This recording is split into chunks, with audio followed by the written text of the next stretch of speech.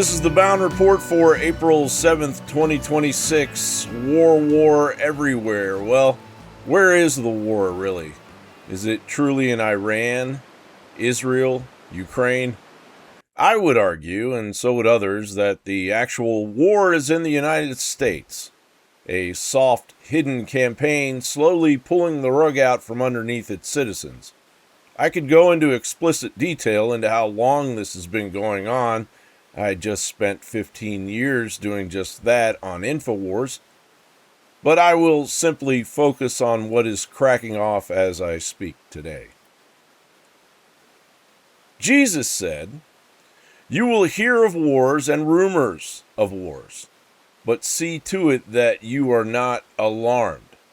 This has been interpreted as a warning of the end times. Again, but see to it that you are not alarmed. Alarmed, meaning it's too late. Well, it still isn't too late, and a growing majority of us are watching our collective backs to see to it that we aren't alarmed. They called us crazy for years, but now our pleas for sanity have become blindingly obvious. And while Trump continues to spiral into Mad King Leopold II level rhetoric of genocide, and the neocons feast their eyes on chaos magic, what hell is happening behind the scenes? Well, first off, the annual Logan Act defying Bilderberg meeting is scheduled for April 10th through the 12th. That annual groupthink love fest for the global elite, where about 130 of the world's most connected politicians, bankers, tech billionaires, media moguls, and defense contractors sneak off to their little gathering to foster dialogue. Foster dialogue, which is fancy talk for deciding how the rest of us peasants are going to live, work, and get fleeced next. NATO's own Mark Rutte, the Secretary General who's been schmoozing with Trump lately, is confirmed to be there, rubbing elbows with the usual suspects, Google and Palantir types, big finance heavyweights, former spooks, EU bigwigs, and captains of industry who probably own half the planet between them. In a move that's raising alarms across the nation, BlackRock, through its 2024 acquisition of Global Infrastructure Partners, or GIP, has surged into direct ownership of U.S. energy infrastructure. BlackRock, one of the largest asset managers on Earth, which owns just about everything, appears to be quietly buying up huge pieces of the U.S. energy grid. But don't worry, they say it's all about building infrastructure for artificial intelligence, so don't worry about it. Nothing to see here.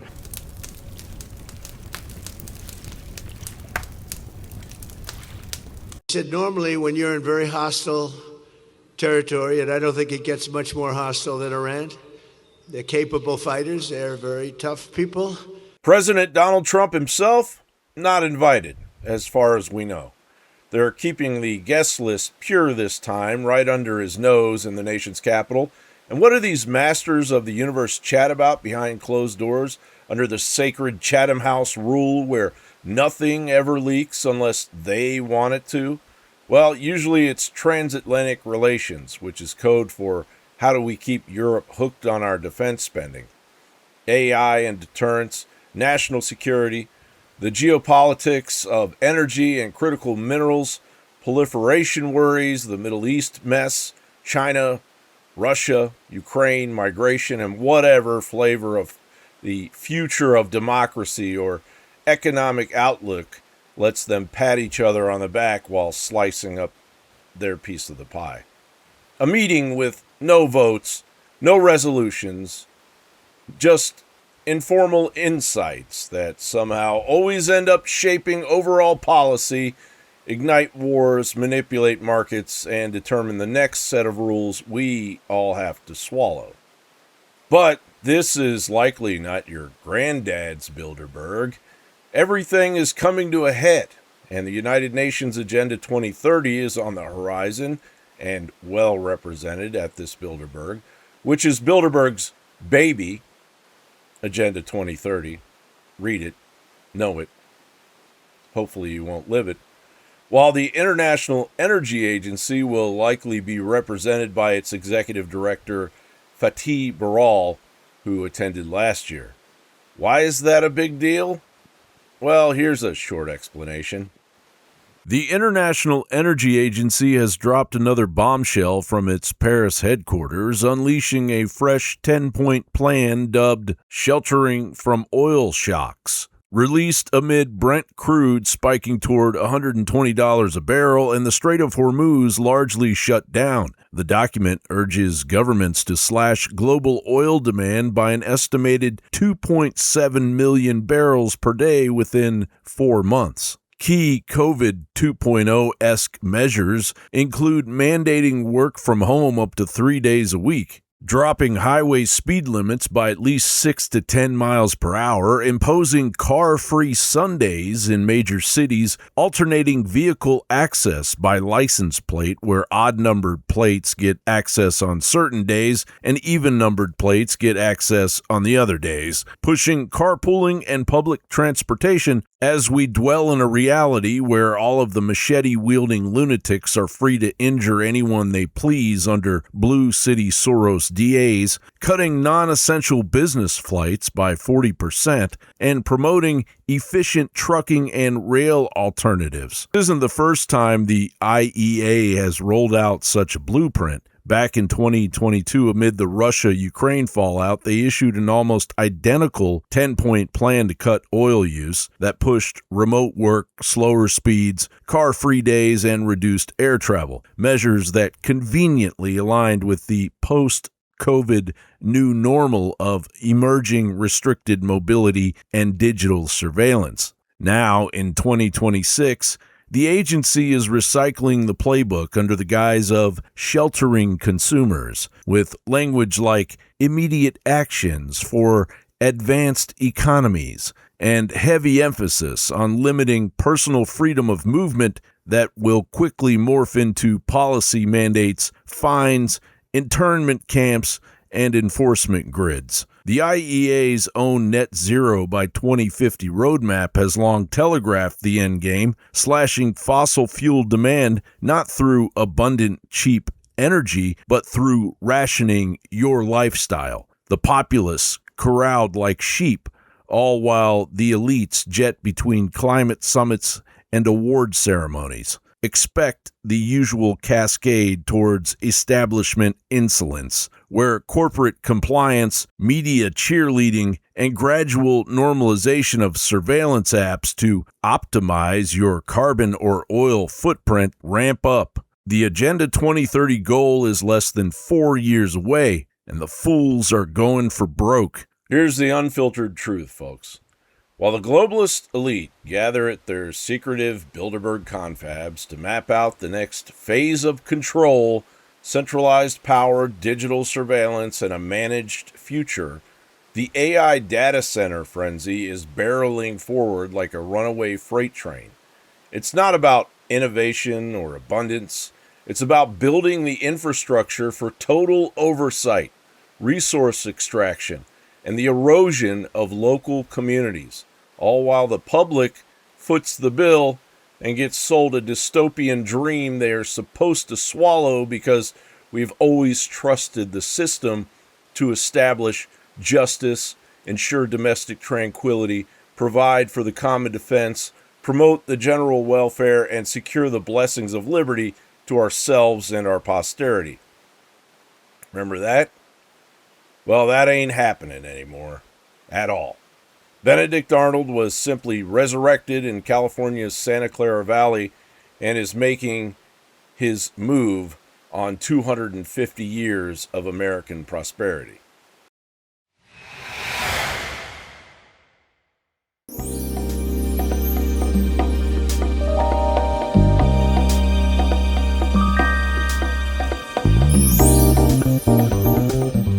We've got the 50s, the 25s, the 10s, 5s, 1s. If you add them all up, you get to an ounce of gold. Now this is also 1 troy ounce of 24 karat gold.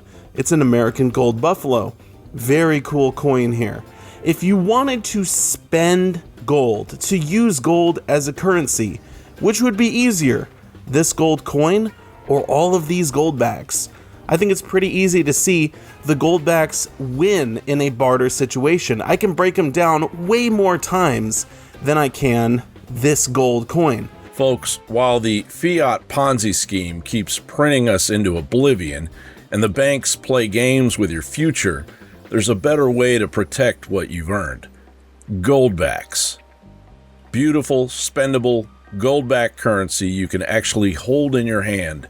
Real gold, fractionally backed, legal tender in multiple states, and immune to the digital reset they're rushing us toward.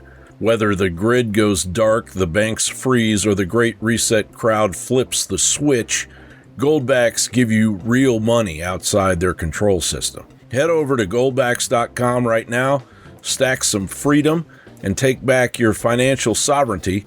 Don't wait for the next crash. Get yours today at goldbacks.com. It's completely affordable. And why the push to build data centers at such a frenzied pace all over the United States and drain the communities in order to support them? It's all about central bank digital currency. According to Google, data centers are essential infrastructure for CBDCs. It is the foundational IT backbone for hosting, processing, and securing digital currency transactions.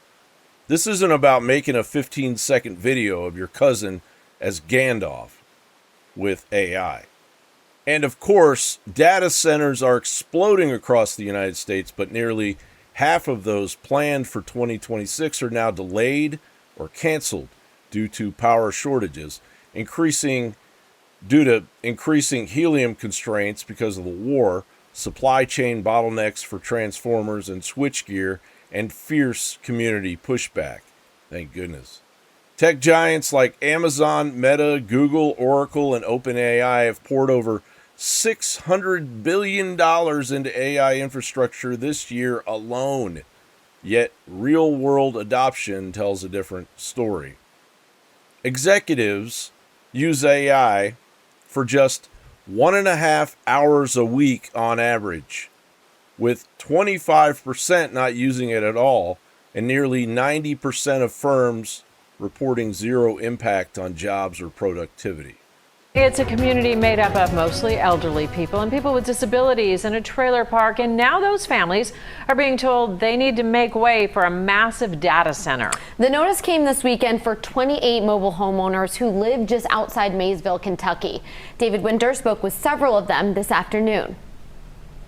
We've been telling you for the past several months about an unnamed AI firm that began offering landowners in Mason County up to 10 times what their land is worth. Well, that's a boon for the property owners. In at least one case, the landowner has a trailer park on his property, and if he sells, the people who live there are out. People like Roger Purcell, who recently had a stroke and had planned to live out his days in his home in the rolling hills of Mason County. When they started talking about the AI, I had a feeling it was coming, but it's the realization of it. Being here and all this is happening now. And, you know, it's taking everybody back. Everybody just don't know what to do. Roger is one of 28 mobile homeowners who live in Meadowland Village who received this notice from their landlord that says the mobile home park is presently under contract with a potential purchaser. That purchaser is an unnamed AI company that is attempting to put a 2,000-acre hyperscale data center complex near Maysville. We've told you about the man who would not sell his land for $8 million and the women who would not sell their land for $26 million. But the owner of Meadowland Village is selling his land.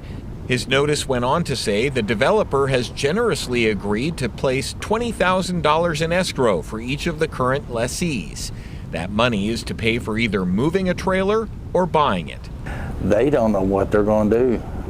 There's no trailer courts around here enough to even absorb probably half of these trailers. Rico Roberts has lived in his home for 20 years. All of his doctors and support systems are in the area. He says even if there were a local trailer park, $20,000 would not cover the costs to move, and selling his home for $20,000 would do him no good. Me and my wife both on Social Security, living on a budget. I don't have the money to buy a $150,000 house, so I guess I have no choice but to stay here, ride it out, and see what happens. And then when the sheriff comes, throw me off, I guess I'll skedaddle up out of here. There's a whole area here. And for Pastor Gregory Jones, who just had knee surgery, the thought of his landlord asking crippled and elderly people to move is cruelty of biblical proportions. How ungodly could you be? You know, where's your kindness? Where's your care? You know, where's your love for people? He says at very least the property owner and the developer should share some of their wealth. I'm hoping that the company steps up, man, and gives a lump sum of money to these people. And you too. And me too. So we can all move out of here and buy a piece of property and put it on and never have to face this issue again. I did speak to that property owner on the phone, but he chose not to comment on this story. Now, there are a couple of big caveats here. First, the Zoning Commission needs to change the zoning for the data center. If it does, and second, the AI company will need to choose that site. There are apparently several others being considered. And then lastly, an anti-data center group filed a lawsuit last week to block the project, which could delay things even further. Cassie? David, thank you. And the Zoning Commission could vote on the data center zoning as soon as Wednesday, which is the commission's next scheduled meeting. We'll let you know if that happens.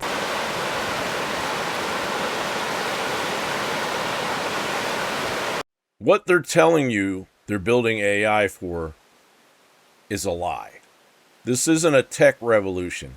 It's a speculative bubble propped up by hype, debt, and layoffs disguised as AI efficiency, an attack on the infrastructure of the United States that our enemies are salivating over right now. Companies fire great employees in the tens of thousands with a 6 a.m. email, train their replacements, pocket the savings, and hype the stock while the grid strains. Meanwhile, the environmental toll is staggering. These facilities guzzle electricity equivalent to nuclear power plants. One proposed Florida site eyes a full gigawatt of power. Drain water supplies for cooling, millions of gallons daily, concentrating pollutants like nitrates back into the groundwater and the surrounding farmland. They generate massive heat. The noise is over 60 decibels. The light pollution is out of control, and toxic e-waste has to be shipped to third world nations.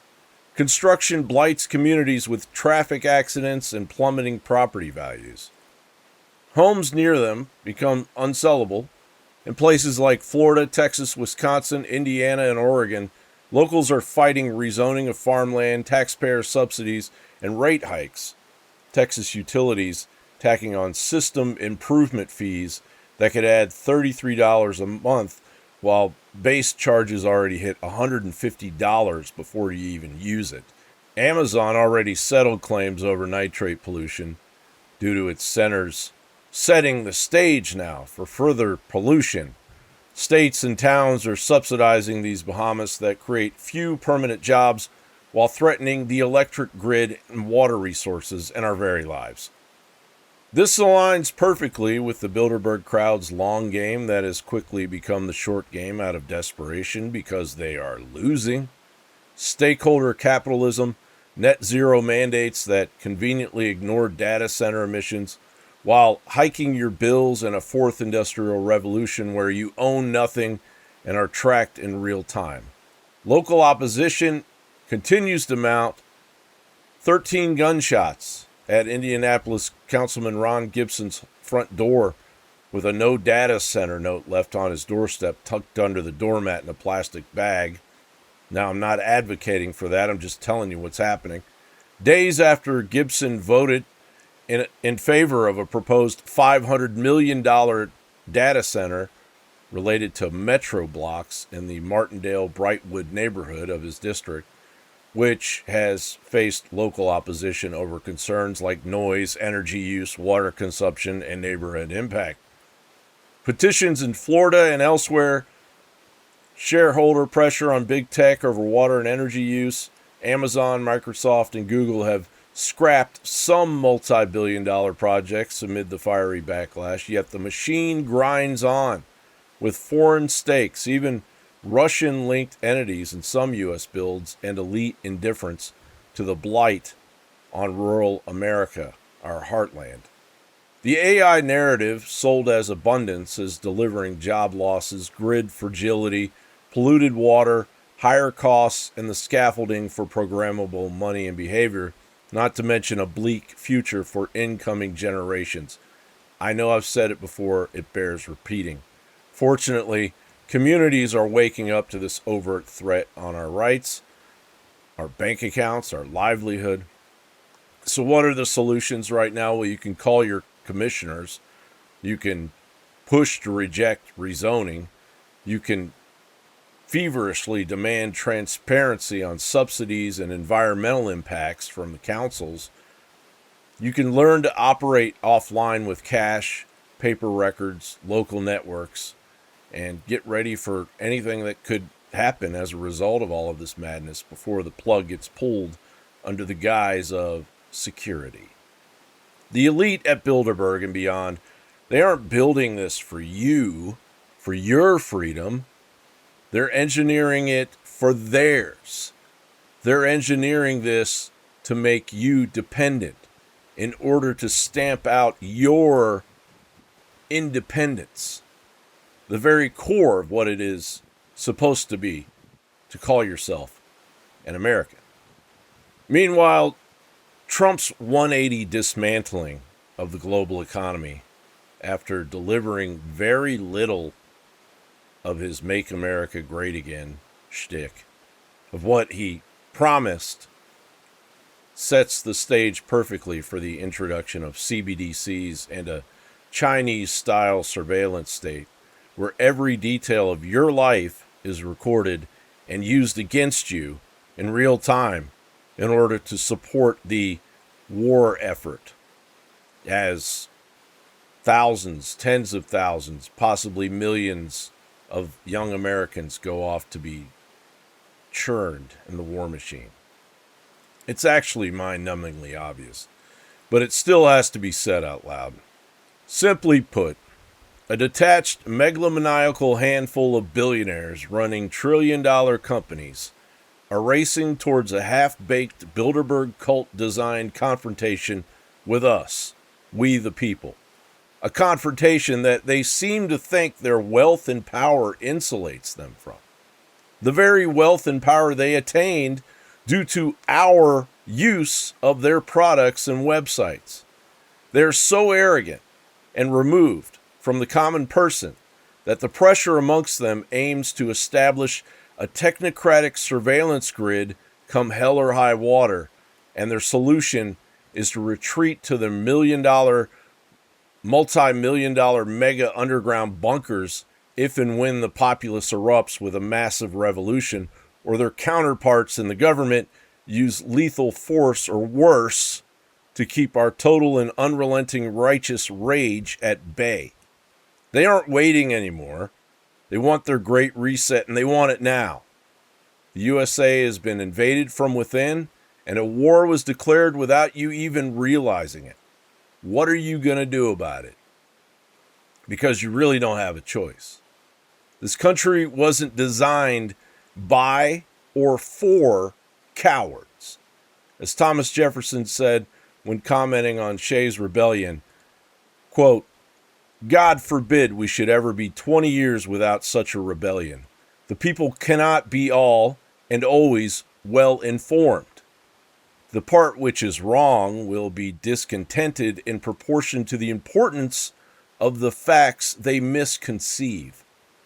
What signify a few lives lost in a century or two?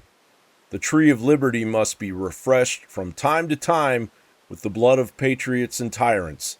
It is its natural manure." And what we are experiencing right now, that's the end of that quote.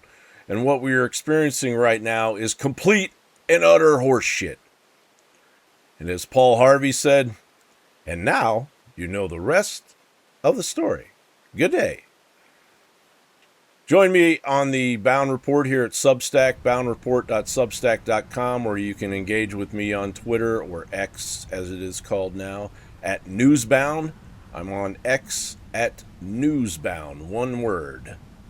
Please subscribe to the Substack, and as you may have heard, InfoWars is on its very last leg, so the road is going to get a little rough in the next few months.